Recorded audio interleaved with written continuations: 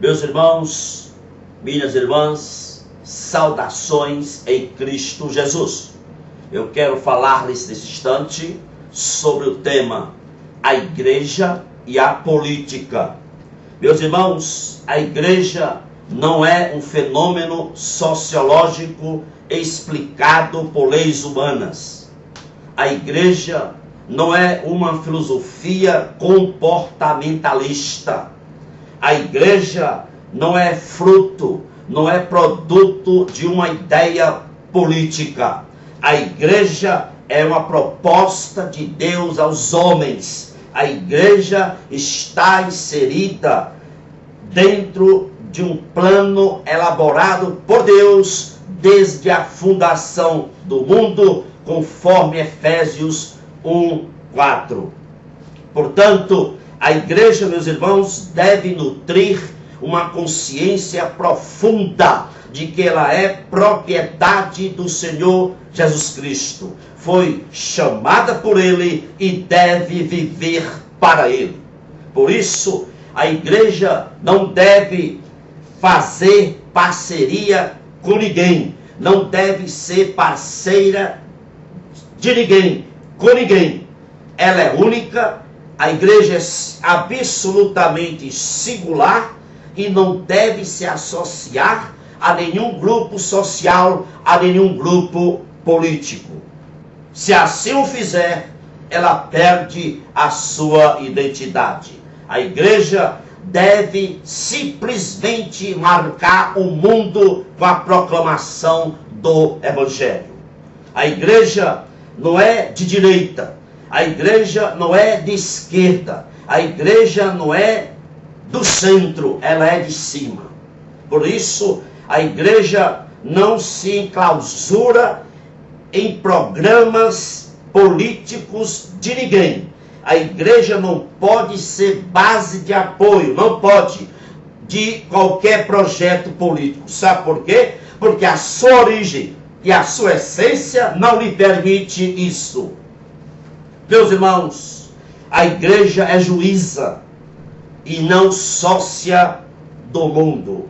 Ela não pode se comprometer com ninguém, somente com Deus. A igreja deve ter compromisso. A igreja não está aqui na terra para influenciar o sistema político, mas sim para proclamar unicamente a palavra de Deus aos corações perdidos. A igreja deve se opor às injustiças sociais, sim. A igreja deve se opor à corrupção, sim. Agora, não pelo engajamento na política, mas anunciando o Evangelho, que é poder de Deus para transformar o coração corrupto e aqueles que praticam injustiças sociais. Os crentes da igreja primitiva, eles tinham ousadia que abalava o sistema político e religioso da época. E isso não foi alcançado pelo engajamento na política, mas isso foi alcançado através da oração, através do jejum, da santidade e da submissão ao Espírito Santo de Deus. Meus irmãos, a nossa missão como igreja aqui na terra não reside na eliminação da corrupção, na eliminação das injustiças sociais, através de reforma previdenciária, através de reforma tributária ou de reforma administrativa. Mas a eliminação da corrupção e das injustiças sociais acontece pela transformação do coração através da pregação do genuíno Evangelho. Sabe por quê? Porque um convertido não rouba, não mente, não mata, não adultera, ama o seu próximo, não recebe propina, é íntegro em suas relações comerciais e paga devidamente os seus impostos. Nós não precisamos, escute bem, a igreja não precisa de representantes políticos. A igreja não precisa de um vereador evangélico, nem de deputados evangélicos, nem de senadores evangélicos, nem de presidente evangélico. Escute bem, não será um político que trará a bem-aventurança, mas o que traz a bem-aventurança é se colocar sob o senhorio de Cristo. A Bíblia diz: feliz a nação cujo Deus é o Senhor. A Bíblia não diz: feliz a nação cujo governante é crente. O apóstolo Tiago, ele reconhece as injustiças sociais que eram praticadas ao pobre da sua época. A resposta de Tiago a esta falta de misericórdia para com o pobre da sua época, qual foi a resposta de Tiago? Não sugeriu os crentes a se engajarem na política da época. Simplesmente Tiago lembra a proximidade da vinda do Senhor Jesus. Está escrito em Tiago 5:8. Judas, expondo-nos a corrupção dos últimos tempos, ele não insinua nem de longe o engajamento da igreja na política para combater a corrupção ou eliminar as injustiças sociais. Judas simplesmente orienta a igreja a se guardar no amor de Deus e se dedicar a servir os outros. Judas 21:23.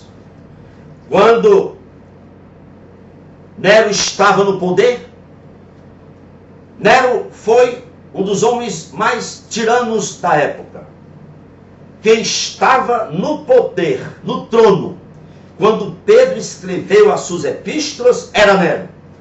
Um dos piores sanguinários que a história já conheceu.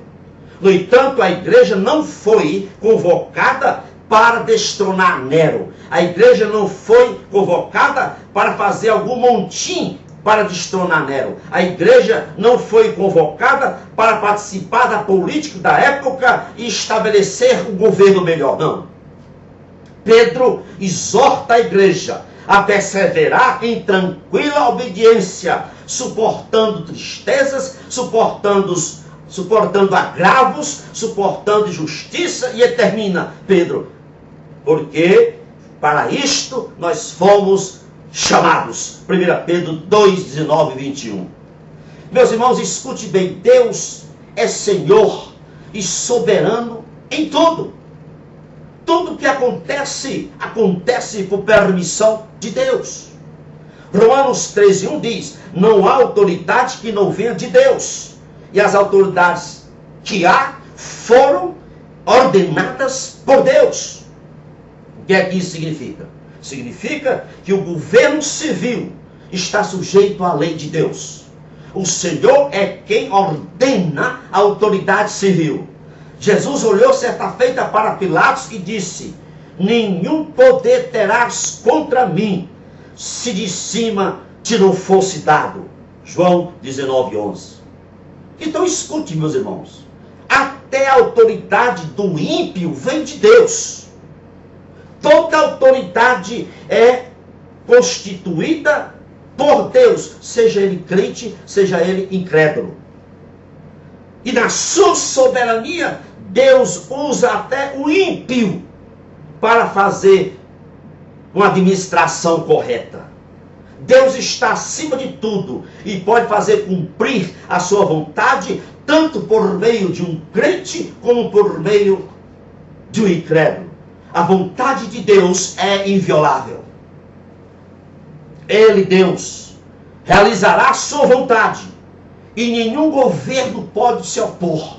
Nenhum governo pode contrariar a vontade de Deus, porque a vontade de Deus é soberana e é inviolável. É Deus quem remove reis, escute bem, e é Deus que estabelece reis. Daniel 2:21. Daniel 4:17 diz: o Altíssimo tem domínio sobre o reino dos homens e o dá a quem quer. Portanto, o Senhor coloca à frente dos governos quem Ele quer.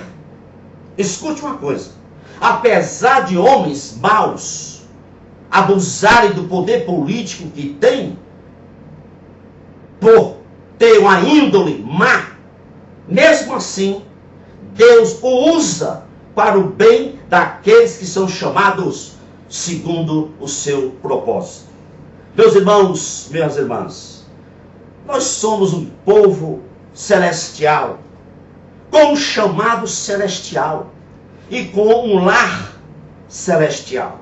Nossa missão aqui na terra, a missão da igreja aqui na terra é embaixadora para a proclamação da mensagem da cruz, para a salvação do coração do homem que está perdido. Que Deus vos abençoe rica e abundantemente. É o meu desejo para você e toda a sua família. Cuidado, você, pastor, para não levar a sua igreja a perder a identidade. Que Deus lhe abençoe. Amém e amém.